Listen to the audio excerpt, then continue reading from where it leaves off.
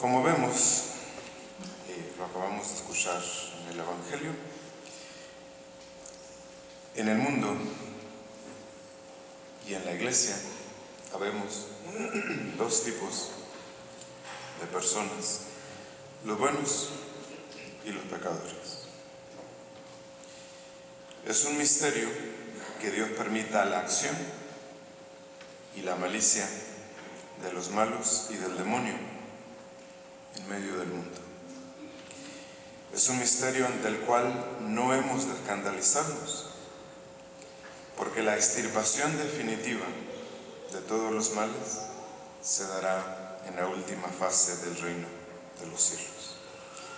En la primera fase del reino, de lo que se trata es de sembrar, luego de vigilar y al final, solo al final, esperar que Dios separe los buenos de los malos. Mientras tanto, hemos de darnos cuenta y de aceptar el hecho de que el mal despunta en el bien y entre el bien. En nuestra alma y en nuestra vida, como en el campo de la parábola, el mal despunta sobre el bien y ante el bien. Y si las cosas son así, es porque Dios lo permite, y lo ha de permitir porque en el mal ha de haber algo bueno para todos. Porque hay veces que una de las cosas que más nos roban la paz interior es precisamente la presencia del mal en nuestras almas, o en la iglesia, o en el mundo. Voy a tratar ahora de poner en claro algunos principios fundamentales para poder lidiar con mayor libertad con el mal que hay en el mundo, en la iglesia y en nuestras almas. Porque al final de cuentas, Dios quiere que la cizaña, que a veces descubrimos fuera o dentro de nosotros, sea de alguna manera transformada en trigo. Y Él nos promete la gracia para lograrlo. Entonces, 3 cosas voy a decir. Y por lo general, cuando digo las cosas, las digo para que lo piensen. No hablo simplemente porque tenga que hablar. Si no tuviera que hablar, no diría nada. No hablo ni para entretenerlos, ni para hacerlos sentir bien. Les hablo para que piensen. ¿Sí? ¿Por qué digo esto? Lo digo porque muchos de nosotros tenemos ya establecida la forma en que hemos de vivir y la forma en que vemos la vida. Y de allí nadie nos saca. Y eso está muy mal. Las 3 cosas que voy a decir ahorita deben hacerlos pensar a ustedes y tomar una pequeña determinación, que de eso es de lo que se trata. Lo primero, el primer principio fundamental y general es que no seremos capaces nunca de transformar eficazmente ni la vida propia ni la de los demás si no comenzamos por acoger la vida en su integridad y, en consecuencia, aceptar cualquier acontecimiento exterior al que nos enfrentemos. Sí, ese es el principio general fundamental. Si esto primero no lo entendemos, pues ahí terminamos. Esto es esencial. Acoger la vida en su integridad. No como a nosotros nos gustaría que fuera, ni como pensamos que debería de ser, sino como en realidad es. Entonces, si tenemos fe suficiente en Dios como para creer que Él es capaz de extraer un bien de todo el mal que nos ocurre, así lo hará. que te suceda como has creído. Lo escuchamos varias veces en el Evangelio. No nos corresponde a nosotros ni demostrar ni explicar cómo es que Dios posee la capacidad de transformar un mal en un bien. Lo único que nos corresponde es creerlo, basándonos en las palabras de la Escritura que nos invitan a esa confianza. Porque dice San Pablo, todas las cosas contribuyen para bien de los que aman a Dios. Si lo creemos así, así lo experimentaremos. Eso es lo primero.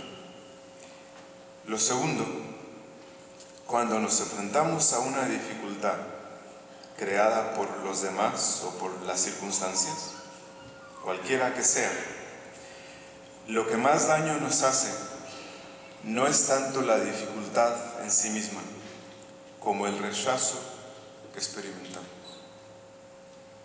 Porque entonces, al propio dolor le añadimos otro tormento, el de nuestra resistencia, el de nuestra oposición, nuestro resentimiento y la inquietud que provoca en nosotros.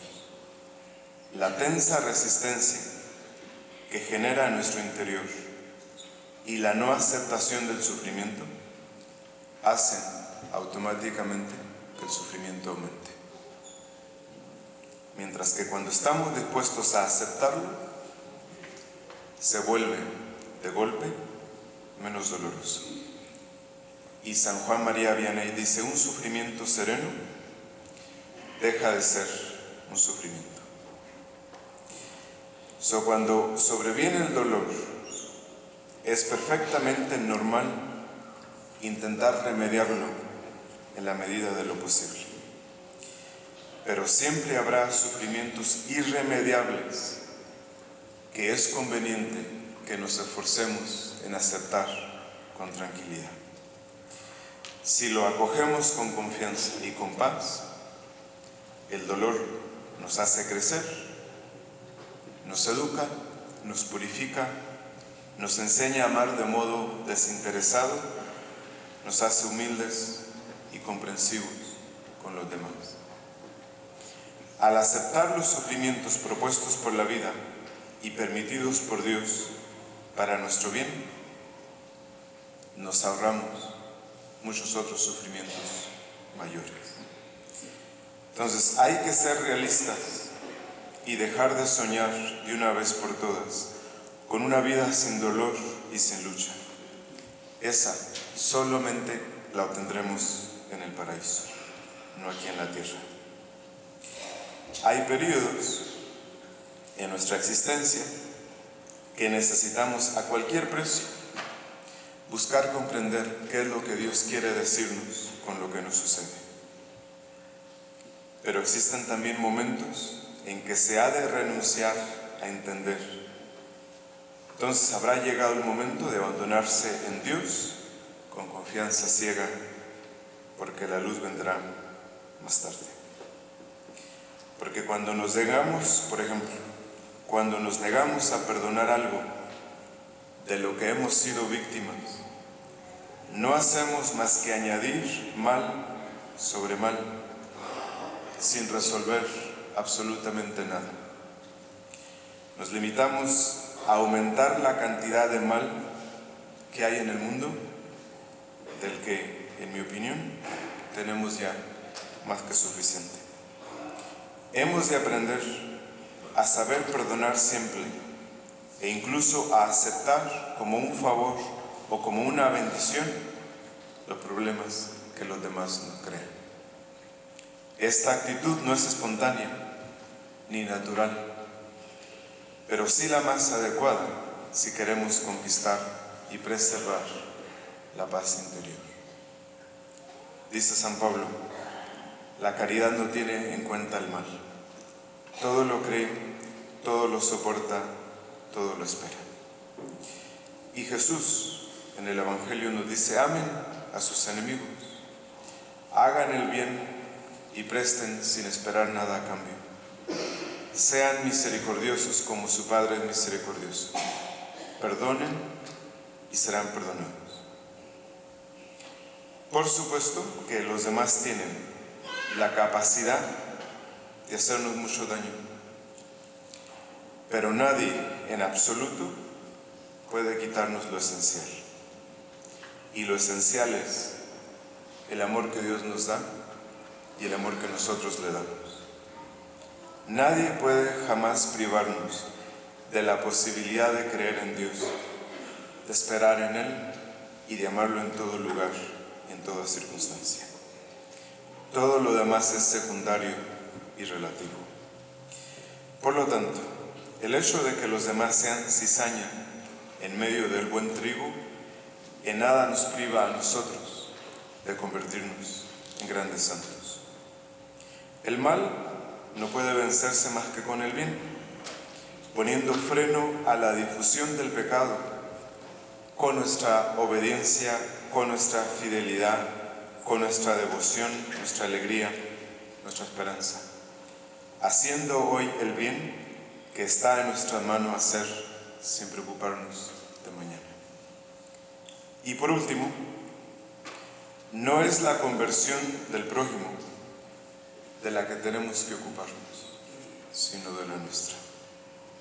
Habrá pocas posibilidades de que veamos la conversión del prójimo si no nos afanamos en el trabajar en nuestra propia conversión. Así que, a ocuparnos prioritariamente en nuestra propia conversión. De esa manera, aumentará la esperanza de que las cosas avancen mejor. Vale más buscar la reforma del propio corazón que la del mundo o la de la iglesia. Porque lo que arruina a nuestras almas no es lo que ocurre afuera, sino el eco que el mal produce en nosotros. Por lo tanto, cuando nos quejamos de todo, cuando nos fijamos demasiado en lo que no marcha bien, acabamos proporcionando al mal más consistencia de la que en realidad posee. En conclusión, el sufrimiento de cualquier parte que venga solo debe hacernos mejores, más libres, más comprensivos, más pacientes. Porque el fin de nuestra vida no es la búsqueda de nosotros mismos, sino hacer la voluntad de Dios, amarla con todo el corazón y amar al prójimo como a nosotros mismos. Y si eso buscamos siempre, será prácticamente imposible que el mal triunfe sobre nosotros. Así, mientras caminemos por esta vida, muchos que hoy son cizaña, con nuestro ejemplo, con nuestra paciencia y con nuestra oración, tarde o temprano aprenderán a vivir, a amar a Dios y serán recibidos en las moradas eternas para contemplar cara a cara al Dios que hoy nosotros, con nuestra paciencia, les enseñamos a amar. En nombre del Padre, del Hijo y del Espíritu Santo.